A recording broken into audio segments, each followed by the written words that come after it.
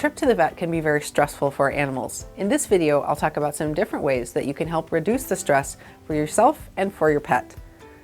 First of all, learn stress signs. Stress signs give you a way to tell that your animal is not feeling comfortable so you can do something about it. Second, go to the vet just for fun. So take your dog or cat into the vet, get on the scale, get a bunch of treats, and go home. Now, cat, not so much into traveling just for fun, so you might want to get your cat even used to the concept of traveling. But definitely, whatever you do, you want to make a positive association. Also practice the kind of scenario where they are at a vet. So usually the slippery floor is a problem for some dogs.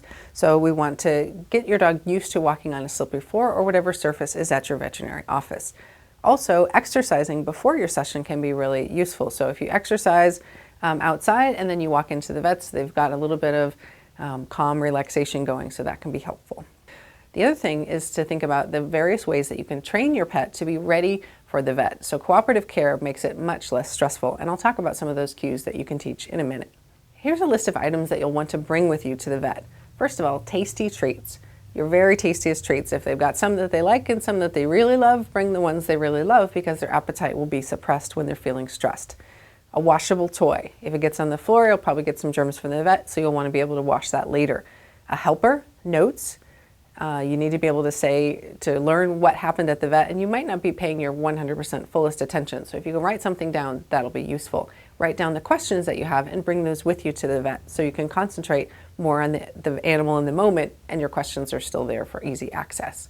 Location is important in terms of the vet. So you may be able to have a mobile vet actually come to your house so that you can get rid of all of the stressful things that surround the visit to the vet. So the person comes in, does the vet checkup, and you don't have nearly as much stress to your animal. If you do go to a regular vet, then think about in terms of, does your animal need to be with you in the waiting room or can they wait in the car? Of course, if it's too hot, you'll want to leave them in the waiting room rather than out in the car. Sit away from the other people, so you don't have to be social at this time. Your concentration should really be on your pet. Visual barrier can be really useful in terms of making it so that your dog doesn't see the other dogs. So if there's plants or something else in the waiting room that you can sit behind, that will make it less stressful in terms of them wanting to go over there to play and not being able to, or if they're afraid of them, not feeling that threat. The time of day is also important. So some times of day are much more busy than others. And if you pick a less busy time, then you'll be able to avoid some of the other dogs or cats. You might be able to use a back entrance. So ask the veterinarian or the vet staff whether there's another entrance where they're less likely to run into other dogs. This is especially useful if your dog has reactivity issues with other dogs or people. When you get to the exam room, think about whether you want your pet to be examined on the floor or up on the table. It may depend on your dog or cat which one is actually more or less stressful. So for my dog Peanut, for example, he much prefers to be examined on the floor, and most vets are comfortable doing that. Here are some tools to make the experience less stressful for your pet. For example, you can use touch, so have your dog or cat touch your hand and move around following that target. Movement tends to make them less stressed.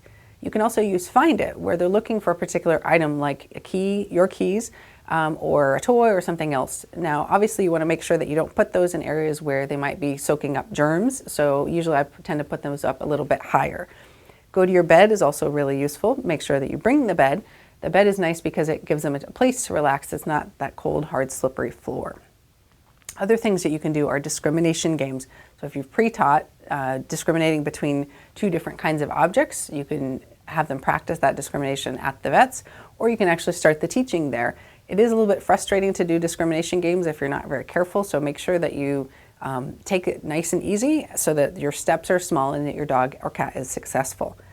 Other things are possibly adding medication to the mix or herbs or some pheromones. So Adaptil is a brand, for example, of dog appeasing pheromone. There's also one for cats, Feel Away, that can help them be more relaxed in those scenarios. And then finally, there is something called an anxiety wrap or a thunder shirt that you can put on your animal so that they're feeling less stressed.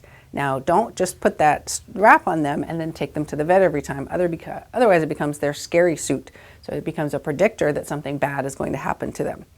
Adding in predictability can really help for a dog when you're saying, this is going to happen and now it's not happening anymore. So, for example, I name what's happening like pain or all done. So all done says that whatever was happening is over. So that can be really useful for them then not being scared the entire time, but just sort of that one moment. So they're in a stay, You say pain, there's an injection, it stops, all done, and then they can go have their treat or toy. Don't lie to them and say it's okay. One of the things you see at the vet all the time is people frantically patting their dog and saying it's okay many, many times when clearly it's not.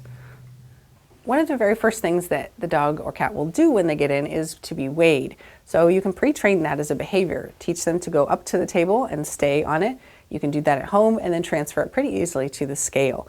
Otherwise, you can lure the dog to the scale and then feed. You never need to just drag them onto it. You can also just train that behavior while you're in the waiting room at the vet's. One of the things that I really hope you take away from this video is the concept of cooperative care. So cooperative care is basically teaching the animal how to do a behavior that helps us take care of him in an easier way. That way it's less stressful for us and less stressful for them. So for example, kennel, so teaching them to go into their kennel rather than pushing them in. They may need to do that at the vet's office, so if they've pre-trained a kennel or crate behavior, that's great.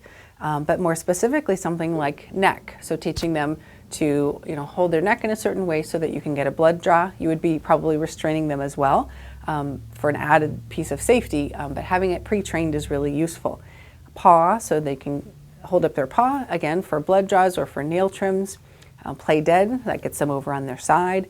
Open your mouth so dog can target with his front lips, basically. You open your hand and that opens the mouth. So you're not forcing the jaws open, but the dog himself is doing it. That's really useful for giving the dog a sense of controllability so it's less stressful. Also relax, that's something you can specifically teach. And then you may or may not want to train them to use a muzzle. If they have a history of biting, definitely train them in advance to put their own muzzle on. Can be really a good stress reliever for kind of all involved. Now distraction is also really useful because you just basically make it so they don't remember as much and they're not paying as much attention. So you could do a physical distraction. So for example, the needle goes in, you then pinch them somewhere else, and then you give them a treat. So there's research on that with kids and with dogs that says that that's useful. You can also distract them with a task. For example, with Peanut, I have him leave it. So I set down a toy, I say leave it. He's then really focused on that toy. We get the injection, and then I release him to get the toy after the blood has sort of coagulated. So you can even combine those two if you want to, but those are two great ways to distract your dog. The more please signal is an essential part of cooperative care. It's basically the animal's way of saying, I'd like to do more of this. Okay? They repeat their behavior in order to get reinforced. And in the middle of that, you're doing something like grooming or shots or whatever that's a little bit icky, but the reinforcer is worth it to them.